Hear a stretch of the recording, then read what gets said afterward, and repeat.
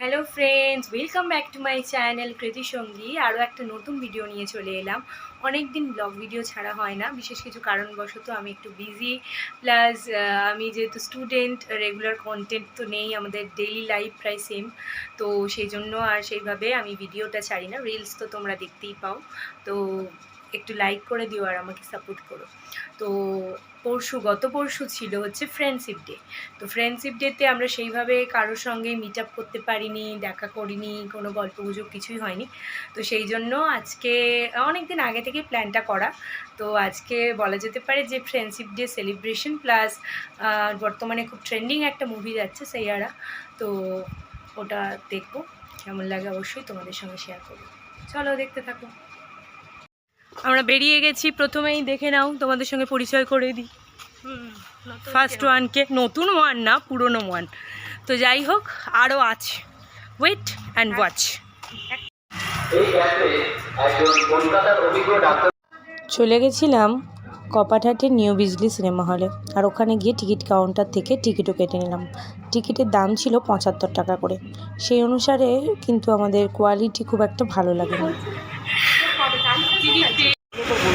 Checkup ক্যাম্পে full body checkup করতে খরচ হবে মাত্র 300 টাকা। আপনারা যারা চেকআপ ক্যাম্পে ফুল বডি চেকআপ করতে ইচ্ছুক তারা অবিলম্বে কপারহাট বাস স্ট্যান্ডের নিকট অমনজ্যোতি ক্লাবে এসে যোগাযোগ করুন। নিজের ও নিজের পরিবারের নাম নথিভুক্ত করিয়ে যান। বাদাম বাদাম বাদাম বাদাম। পিউ এখানে ঘোরাঘুরি করছে হলের সামনে, ওখানে আবার পোজ দিচ্ছে, কিন্তু ওকে কেউ ফটো তুলে দিচ্ছে না। আর এই যে অঞ্জনার পায়ে কি একটা আটা চিপকে গেছে, সেইটা তোলার চেষ্টা হচ্ছে। চলো, আমার পায়ে আবার চিপকে গেছে, আমি এবার কাকে দিয়ে তোলাবো? পিউ এবার তুলে দেবে। পিউ আমাকে তুলে দিচ্ছে।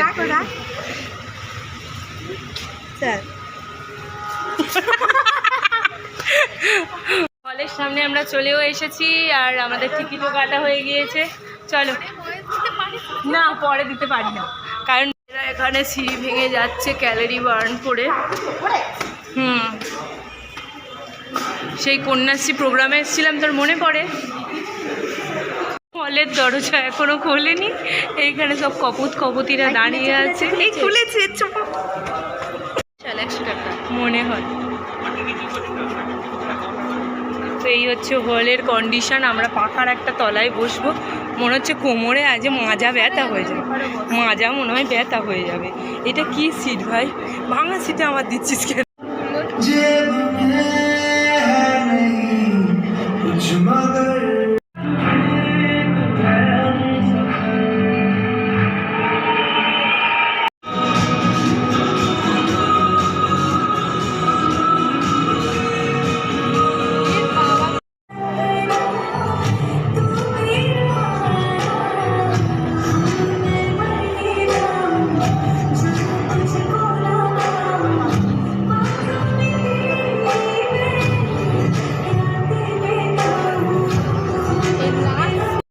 বেরিয়ে তো পড়লাম, এবার বলো রিভিউ দাও, কেমন লাগলো বলো, কেমন লাগলো বলো।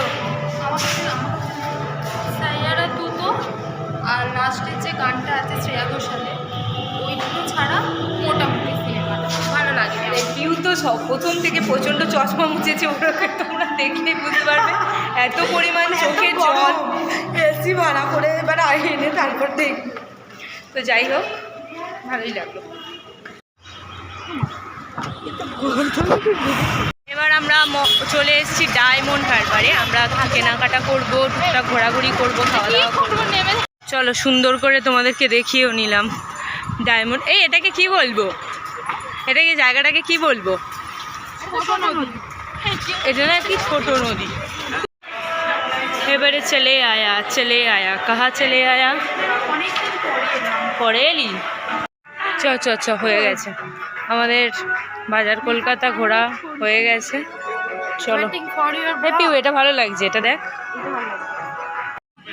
সামনেই বিয়ে বাড়ি। এটা নিলে কেমন হয় বলতো পিউ, ভালো লাগছে না?